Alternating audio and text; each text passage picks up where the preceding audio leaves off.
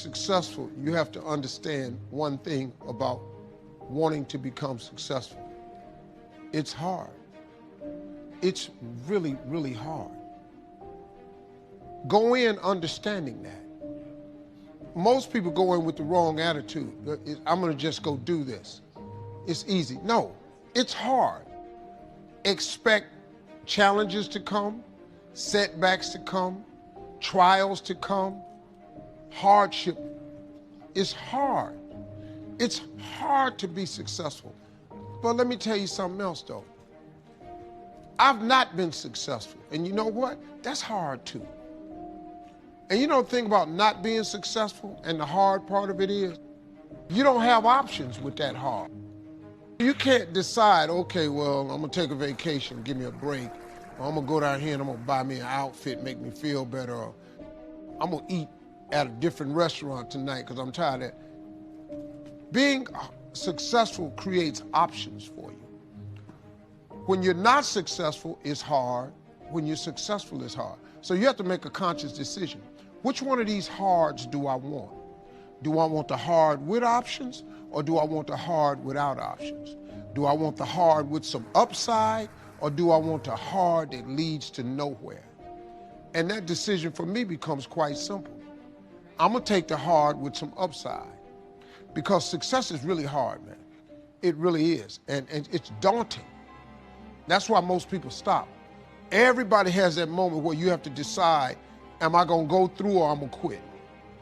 The sad part about it is, the average person on the way to their dream quits. Before God's package arrives. See, here's the deal.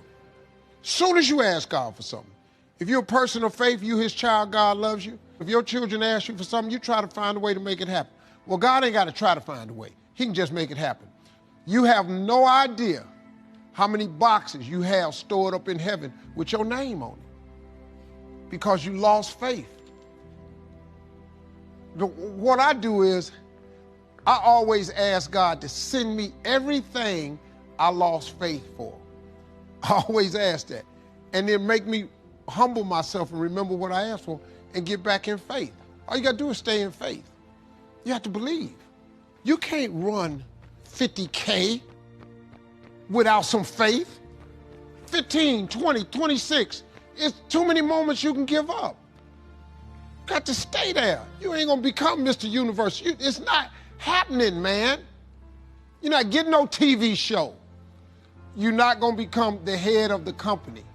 You're not gonna get the supervisor position. You're not gonna own the sugarcane farm. You ain't gonna own it, dog. You can be one of the workers there, but you're not finna be that dude that do the hiring.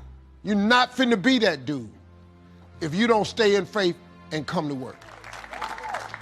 See, I lost a lot, but I lost my fear of failure.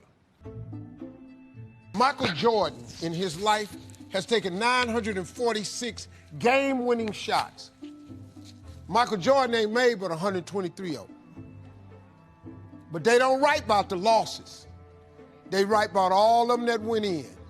His last game against Utah, and he hit that jumper. That's all you see. He didn't do that but 123 times. He missed 800 sometimes. But he wasn't afraid to take game-winning shot. You just gotta lose your fear of failure. Failing is part of the process. You got to train to run a long way. You can't just go get in the first competition, your ass win. I lost my first comedy competition I ever got in.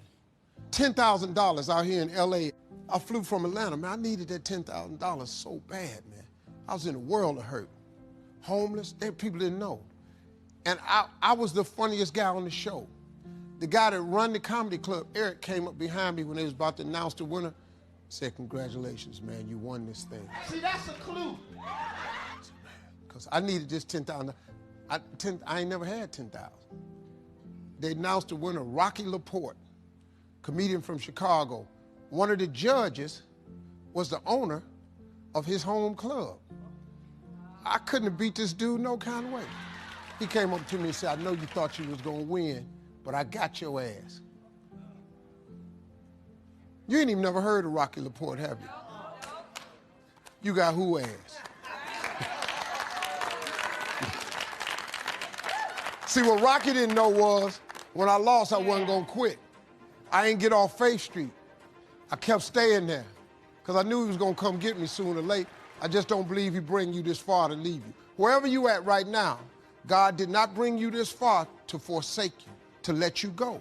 He brought you this far because he had purpose for you. The reason you ain't got COVID and died, the reason you still here, because he got purpose for you.